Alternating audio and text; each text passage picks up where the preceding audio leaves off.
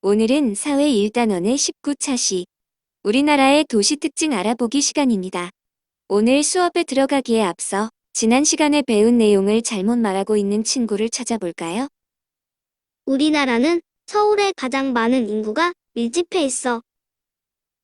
65세 이상의 노년층 인구는 서울에 가장 많이 살고 있지. 지역에 따라 인구 분포가 다르게 나타나. 다인이와 하준이 윤수의 이야기를 들어보았습니다. 누가 잘못 이야기하고 있나요? 하준이가 잘못 이야기하고 있습니다. 65세 이상의 노년층은 촌락에 많은데 대도시인 서울에 가장 많다고 해서 잘못된 내용입니다. 네, 그렇습니다. 65세 이상의 노년층은 촌락에 많다고 했었죠. 그래서 촌락에서는 일손 부족이나 각종 시설이 부족한 문제가 발생하고 있다고 배웠습니다. 그럼 67쪽의 위성사진을 한번 보세요. 밤에 우리나라를 찍은 위성사진이죠? 이 사진에서 불빛이 강하게 빛나고 있는 곳은 주로 어디인가요? 수도권과 남동쪽 해안 지역입니다. 서울, 대전, 대구, 부산, 광주, 울산, 인천 등 대도시 주변입니다. 네, 그럼 불빛이 어두운 지역은 어디일까요? 사람들이 많이 살지 않는 촌락 지역입니다. 북한 지역도 어둡게 나타나고 있습니다.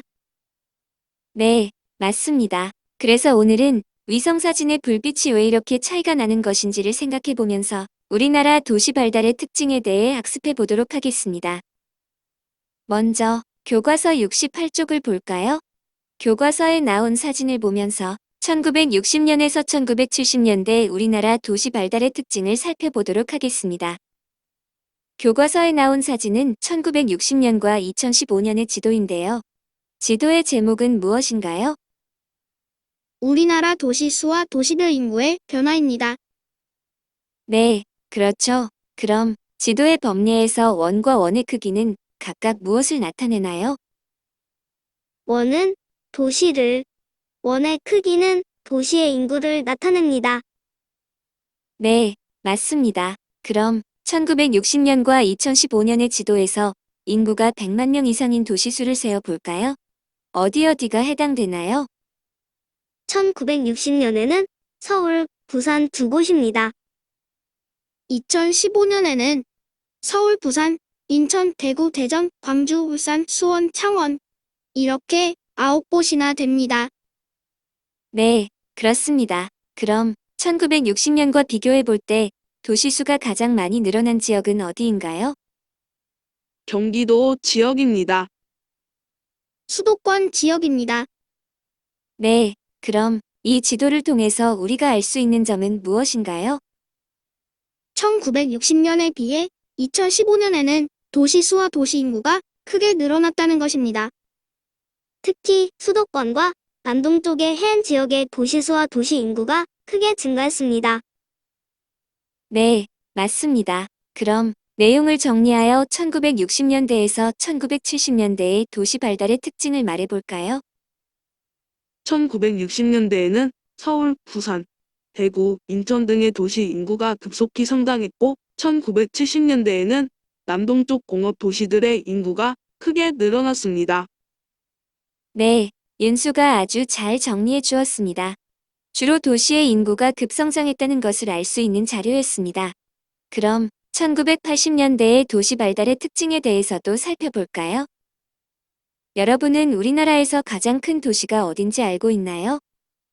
물론이죠. 서울이잖아요. 네, 맞습니다. 서울에 가장 인구가 많죠? 서울은 현재 무려 1,000만 명의 인구가 살고 있는 대도시입니다. 그럼 사람들이 이렇게 대도시로만 집중되다 보면 어떤 문제들이 발생하게 될까요? 주택 부족, 환경 오염, 교통 혼잡 주차 문제, 쓰레기 문제, 여러 가지 범죄 발생 등 도시 문제가 생겨납니다. 네, 맞습니다. 인구가 이렇게 많아지면 윤수가 말한 것처럼 다양한 사회적인 문제가 발생하게 되는데요.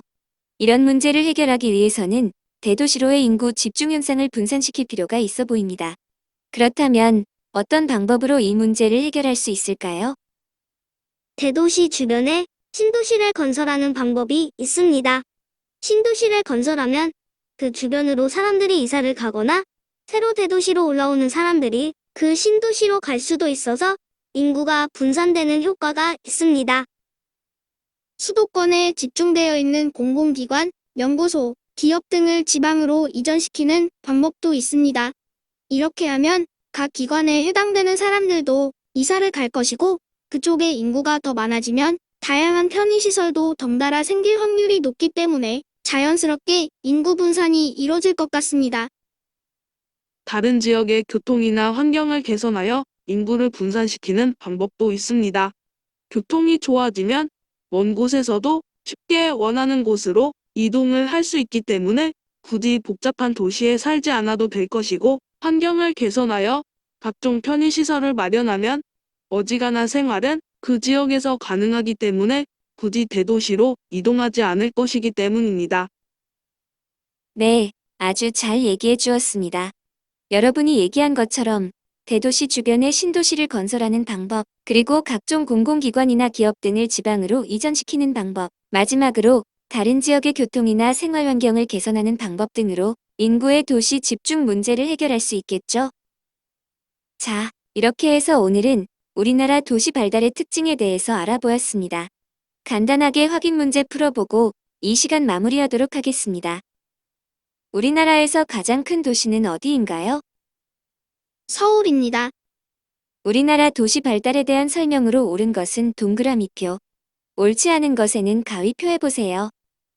1번, 1960년 인구가 100만 명 이상인 도시는 서울과 부산이었다. 동그라미입니다. 2번, 수도권과 남서쪽의 해안 지역의 도시수와 인구가 크게 증가하였다.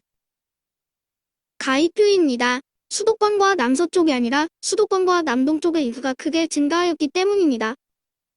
3번, 1980년대 이후에는 인구 분산을 위해 신도시를 건설했다. 동그라미입니다. 네, 모두 잘 맞췄습니다. 그럼 오늘 수업은 여기까지 하도록 하고 다음 시간에는 20차시 우리나라 산업 발달의 모습에 대해 학습하도록 하겠습니다. 여러분, 오늘도 수고 많으셨습니다.